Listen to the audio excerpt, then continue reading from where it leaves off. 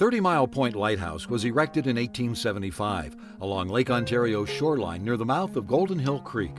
The lighthouse derived its name from being located at a point 30 miles east of the Niagara River.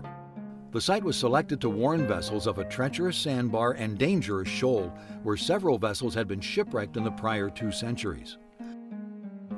Perhaps the largest of the ships was the English naval frigate, the HMS Ontario, which met its fate on Halloween night in 1780. 88 passengers, including the retired commander of Fort Niagara, lost their lives. An Army payroll of $15,000 in gold and silver was also reportedly lost in the disaster, but no gold or silver was ever found. A number of other ships also shipwrecked near the lighthouse. When the lighthouse was built, ships usually operated within 5 miles of shore, rather than 10 or 15 miles out like they do today. The gray stones used to construct the lighthouse and attached residence came by ship from Chameau Bay near Watertown, New York.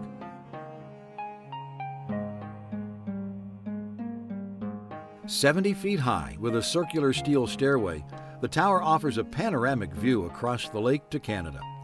The beam from its 2,000-pound third-order Fresnel lens could be seen from a distance of 18 miles. Eventually, the keeper's house was converted to accommodate 2 families. Each keeper had a busy 24-hour shift.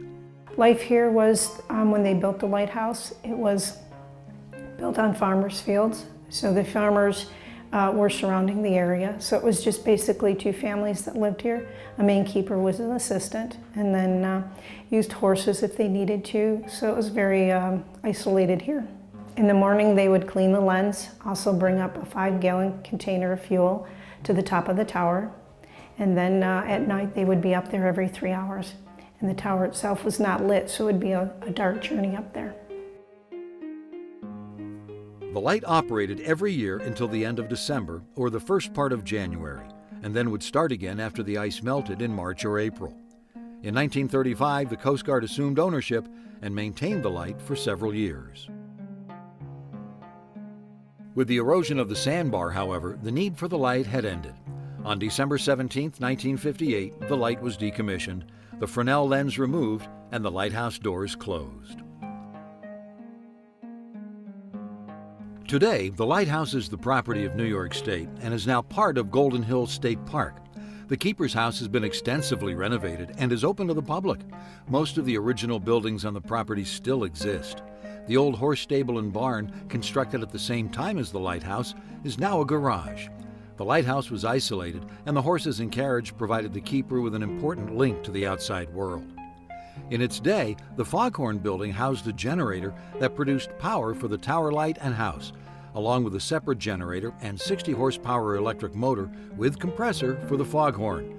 The lens was electrified in 1885.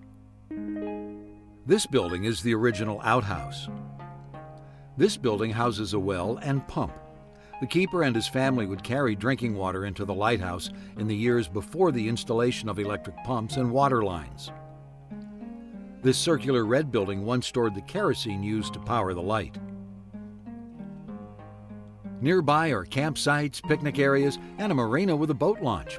During the summer months, visitors can tour the grounds and keeper's dwelling. The lighthouse now operates as a private landmark lighthouse, which means that boaters use the lighthouse to tell where they are. A modern plastic lens with a low-powered light was installed in 1988 that reaches approximately 2 miles out into the lake. Now available on DVD or Blu-ray, the WPBS-TV production of New York Seaway Lighthouses, featuring the fascinating histories of over 20 different lighthouses along the shores of New York Seaway Trail. Order your copy today. New York Seaway Lighthouses is sponsored by the Department of the Interior National Park Service and by Taste New York at the North Country Welcome Center overlooking the Thousand Islands Bridge.